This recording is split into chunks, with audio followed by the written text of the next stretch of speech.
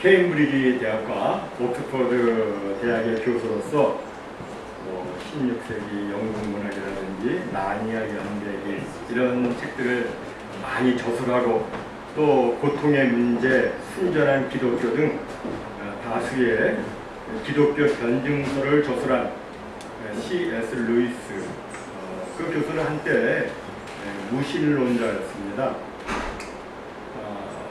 그가 무신론자가 된 것은 그가 9살 때 하나님께 간절히 드린 기도가 응답이 되지 않았기 때문이었습니다.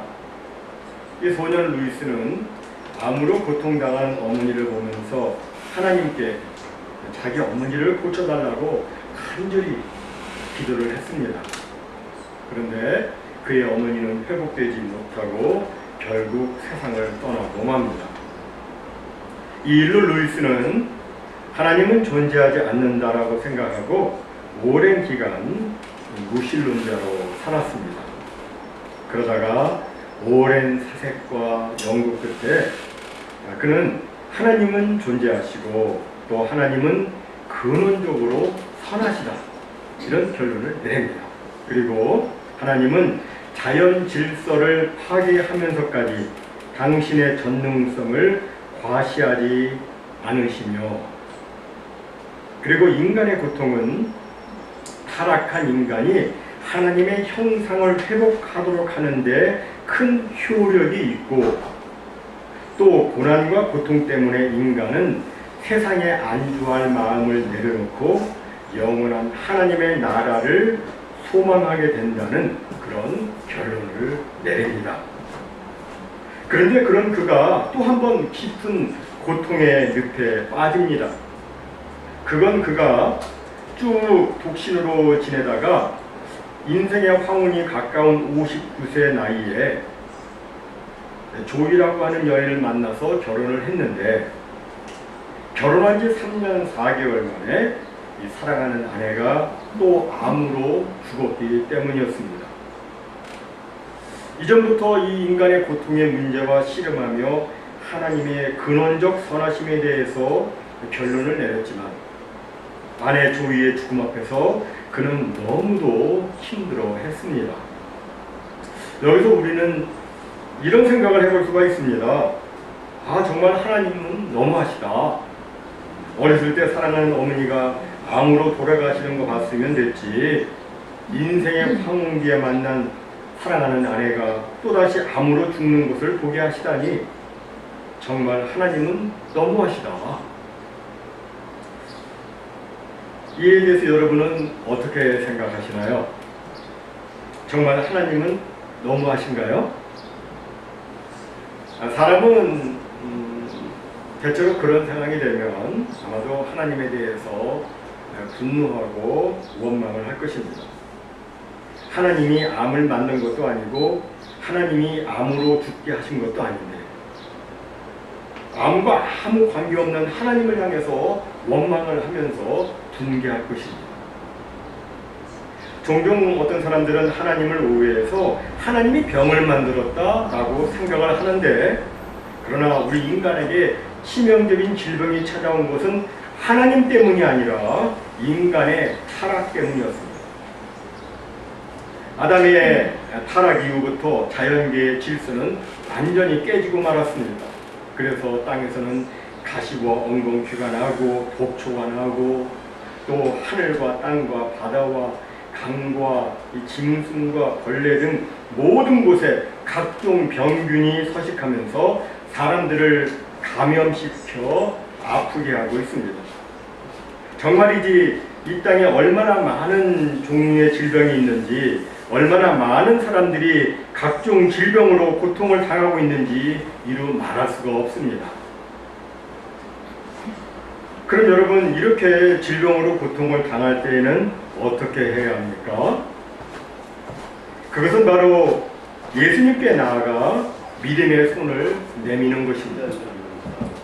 오늘 본문에 보면 예수님이 게네사렛에 도착하시자 게네사렛 사람들이 온 지방으로 돌아다니면서 병든 자를 침상째로 메고 예수님이 계신 곳으로 나왔다고 말씀을 합니다. 여기서 우리는 병든 이들을 예수님께로 데리고 나온 사람들의 믿음과 사랑과 열심을 볼 수가 있습니다. 그들에게는 병자들이 예수님의 옷깃만 만져도 놀라운 치유의 역사가 일어날 것이라고 하는 믿음이 있었습니다. 그래서 예수님께서 들어가시는 지방이나 도시나 마을에서 병자들이 확실하게 예수님을 만날 수 있도록 예수님이 지나가실 만한 그곳에, 그 시장 가장 붐비는 그곳에다가 병자들을 데려다 놓았습니다. 뭐 스스로 걸어서 나올 수 있는 사람은 스스로 걸어 나와서 주님의 치유함을 받을 수 있지만, 그렇지 못한 사람들은 고침을 받을 수 없으니까 주위 사람들이 아예 침상째로 메고 예수님께 나온 것입니다. 이것을 말하는 오늘 본문 56절에서 이렇게 말씀하고 있습니다. 아무데나 예수께서 들어가시는 지방이나 도시나 마을에서 병자를 시장에 두고 예수께 그의 옷가에라도 손을 대게 하시기를 간구하니 손을 대는 자는 다 성함을 얻으니라. 여기 보면 예수님의 옷가에라도 손을 대는 자는 다 성함을 얻었다고 말씀하는데, 우리는 이미 마가복음 5장에서 12해 동안 혈루병 앓던 여인이 예수님의 옷가에 손을 대어 고침받았다는 그 말씀에서 그 옷가가 무엇인지 살펴보았습니다. 여러분, 그 혈루병 앓던 여인이 손을 댄 예수님의 옷가는 무엇이었습니까? 그것은 바로 찌찌띠였습니다. 찌찌띠. 이것을 다시 짧게 말씀드리자면, 하나님께서 일찍이 민수기 15장 38절에서 모세를 통해서 겉옷 옷단 귀에 술을 만들고, 술은 여러 가닥의 실이잖아요. 옷단 가장자리에다가 술을 만들고 청색끈을 그 귀의 술에 더하라고 이렇게 하나님께서 모세에게 명령하셨어요.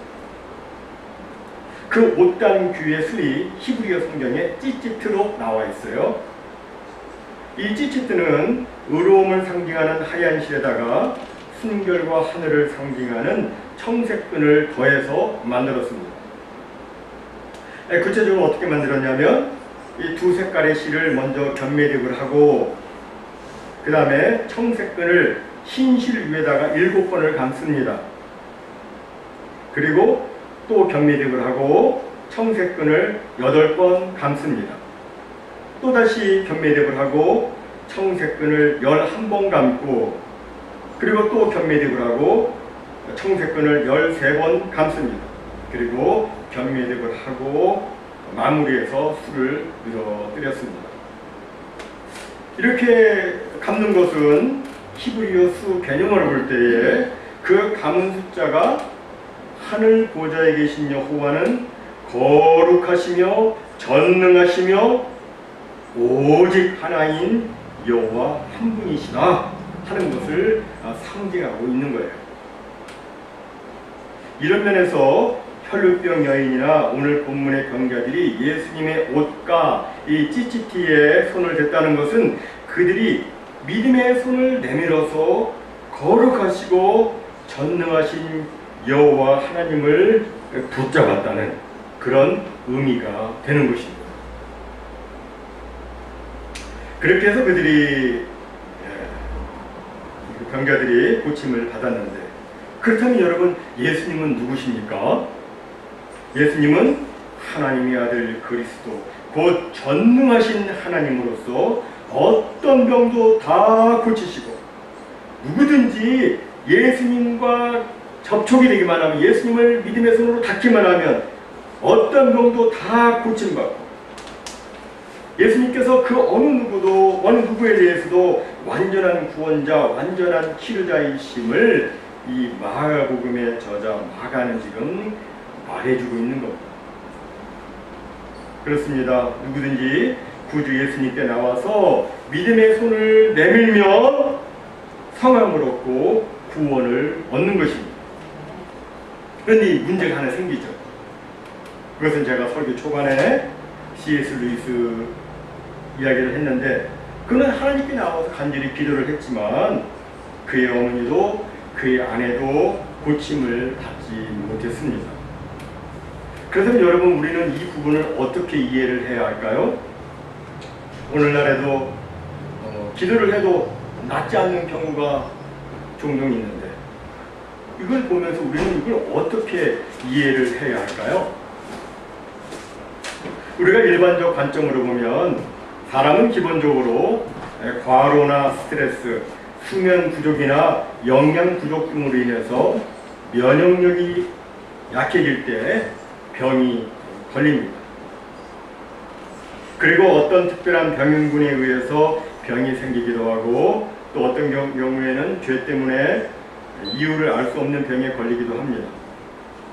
또 어떤 경우에는 욥처럼 사탄의 시기로, 어떤 경우에는 나면서부터, 어떤 경우에는 후천적으로 좋지 못한 환경 때문에 병에 걸리는 사람도 있습니다. 정말 병의 원인은 너무나 많고 다양합니다. 그런데 어떤 병에 걸렸든지 예수님 당시의 사람들은 예수님께 나오면 다 고침을 받았습니다. 어떤 병에 걸렸든지 예수님께 나오면 다 고침을 받았어요. 왜냐하면 예수님은 전능하신 하나님이시니까 누구든 예수님께 나와 믿음의 손, 기대의 손을 내밀면 예수님께서 그들을 긍휼히 여기셔서 다 고쳐주셨습니다. 이것은 오늘날에도 마찬가지예요. 오늘날에도 예수님은 동일하게 역사하십니다. 그런데 오늘날의 우리 예수님의 치유 방법은 직접 치료해 주시는 그 예수님 당시와는 다르게 다음 세 가지 큰 방법으로 치유를 해 주십니다. 어떤 방법이 있을까요? 첫째는 자연 치유 방법이 있습니다. 자연은 하나님께서 우리에게 주신 좋은 치유 방법 중 하나입니다. 과다한 업무, 스트레스, 과로로 힘들면 일부러 시간을 내어서 산이든 들이든 바다든 자연에 나가서 걸으면서 새소리도 듣고 졸졸졸 흐르는 시냇물 소리도 듣고 파도 소리도 듣고 또 푸른 하늘도 보고 호수도 보고 산들, 나무, 꽃 보면서 쉬어야 합니다. 그러면 조금씩 몸이 좋아지면서 건강하게 됩니다. 먹는 것도 가능하면 자연에서 채취한 채소나 과일이나 이런 것, 이것이 건강에 도움이 됩니다. 다음 두 번째로 주님께서 치유해 주시는 방법은 의학적 치유입니다. 지금은 의학이 많이 발달되고 전문화되어 있어서 우리는 과거 어느 시대 사람들보다 많은 의학적 혜택을 누리며 살고 있습니다. 각 질병에 대한 수많은 약들이 개발되어 있고, 그리고 각 분야의 전문 의사 선생님들이 있는데 하나님께서는 그들을 통해서 의사 선생님들과 또 여러 약물들을 통해서 우리들을 고쳐주십니다. 여러분이 잘 아시는 대로 하나님의 은혜에는 일반 은혜가 있고 특별 은혜가 있습니다. 해와 비, 나무, 과일, 채소, 약초 등 모든 자연적인 것들과 그리고 모든 의학적 지식과 치료 방법, 의술 등은 모두 하나님께서 일반 은혜로 우리들에게 주신 귀한 선물들입니다. 하나님께서는 이렇게 일반 은혜로 우리를 또 치유해 주시고 회복시켜 주십니다. 그러니까 여러분, 약을 먹고 병이 나섰다. 그럼 사실은 누가 고쳐주신 거예요? 하나님이 고쳐주신 거예요. 하나님께서 일반 은혜로 그렇게 그런 약효가 나타나도록 역사해 주신 겁니다.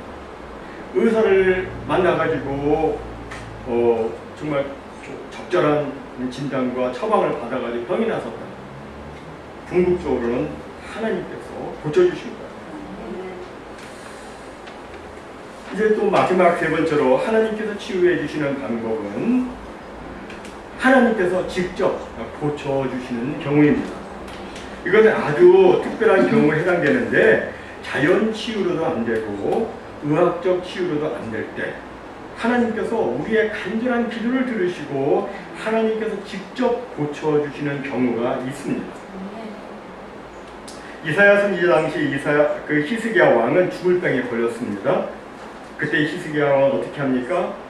하나님만 바라보고, 병만 봤다는 거 하나님만 봤다는 거예요. 하나님만 바라보고 하나님께 간절히 기도를 했습니다. 그때 하나님께서는 그 간구를 들으시고 그의 병을 고쳐주셔서 그의 생명을 15년이나 연장시켜 주셨습니다. 간절히 기도할 때 하나님께서 역사해 주십니다. 이렇게 하나님께서는 자연 치유를 통해서, 의학 치료를 통해서, 그리고 특별한 방법으로 때로는 이 모든 방법을 다 종합해서 우리의 병을 고쳐주시는데, 그런데 어떤 때는 우리가 아무리 애를 쓰고 기도해도 낫지 않는 경우가 있습니다. 예를 들어서 사도 바울과 같이 겸손토록 하기 위해서 병에 걸린 경우에는 사도 바울의 고백처럼 3번 간절히 기도를 해도 낫지를 않습니다. 거기에 하나님의 특별한 목적과 뜻이 있기 때문입니다. 이런 경우에는 하나님의 긍휼하심에 의지해서 기도를 하면서 여기에 담겨져 있는 하나님의 특별하신 뜻이 무엇인지 깨닫게 해달라고 그렇게 또한 기도를 해야 합니다. 그러면 주님께서 깨닫게 해주세요. 설교 초두에 말씀드렸던 C.S. 루이스의 경우도 여기에 해당합니다. 그가 고통의 나날을 보내다가 이제 나중에는 그가 이렇게 고백을 합니다.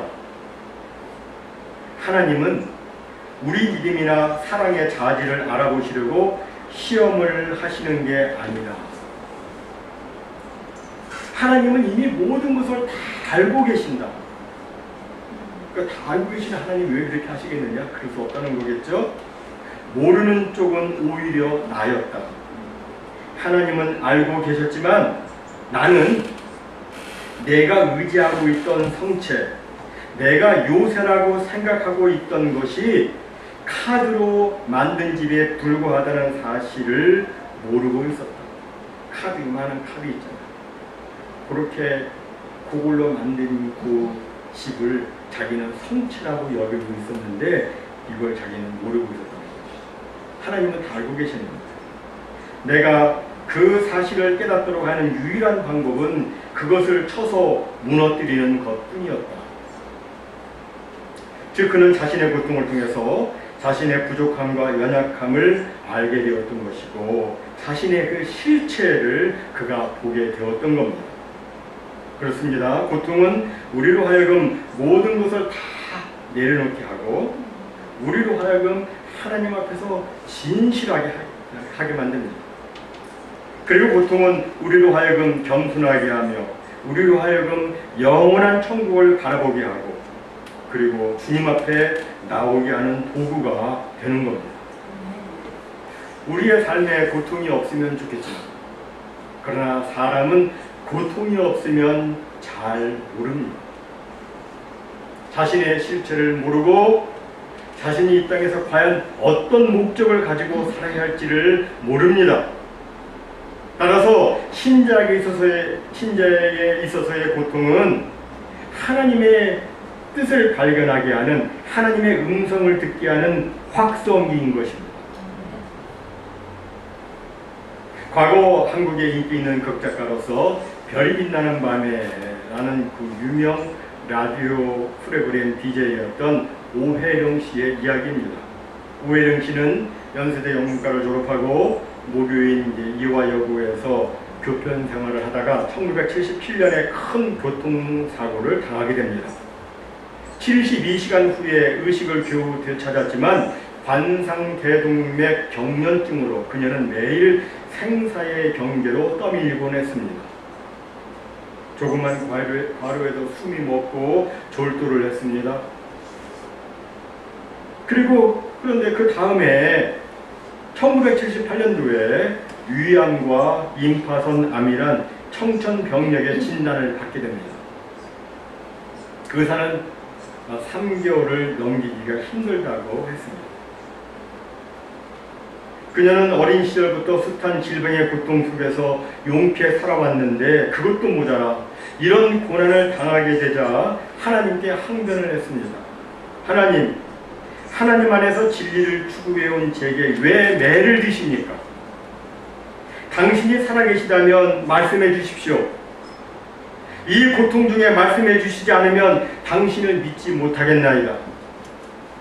암이 더 진전됨에 따라서 통증은 더욱더 심해졌고 나중에는 너무나 고통스러워서 차라리 죽고 싶을 정도였습니다.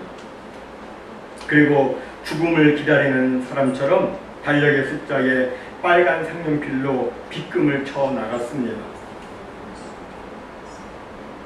예정된 죽음의 날짜인 6월 26일에 빗금이 쳐진 지 며칠이 더 지나고 있었습니다.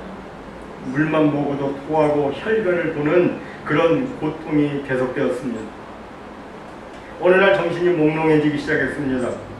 그때 어디선가 그녀의 목덜미를 낚아채는 강한 손길이 느껴졌고 순간 방바닥에 나동거라졌습니다. 그녀는 물었습니다. 당신은 대체 누구십니까? 왜 죽음의 한복판에까지 따라오시는 것입니까? 그러면서 그동안 하나님께 도전해온 자신의 죄에 대한 그 두려움이 엄습했습니다. 어디서부터 회개를 해야 될지 몰라가지고 눈물만 쏟으면서 입을 열어 기도를 했습니다. 당신이 살아계시다는 것을 확신합니다. 그렇다면 지금의 이 병도 저를 구원하기 위해 사용하시는 방법이 아니겠습니까? 그래서 지난 날의 그 자신의 죄악들이 주마등처럼 막 지나갔습니다. 며칠 동안 화선지에 붓글로 죄를 쓰며 회개를 했습니다. 육체적인 암이 문제가 아니었습니다. 정신적인 암이 치료받지 못하면 구원이 없다는 절실함으로 죄를 적었습니다. 며칠 동안 전 인생을 회개하며 기도했습니다. 그렇게 6개월이 지난 어느 날이었습니다. 그날도 기도와 찬양을 하며 예배를 드리고 있었는데 온몸에 오한이 덮쳐왔습니다. 그녀는 죽음을 예감했습니다.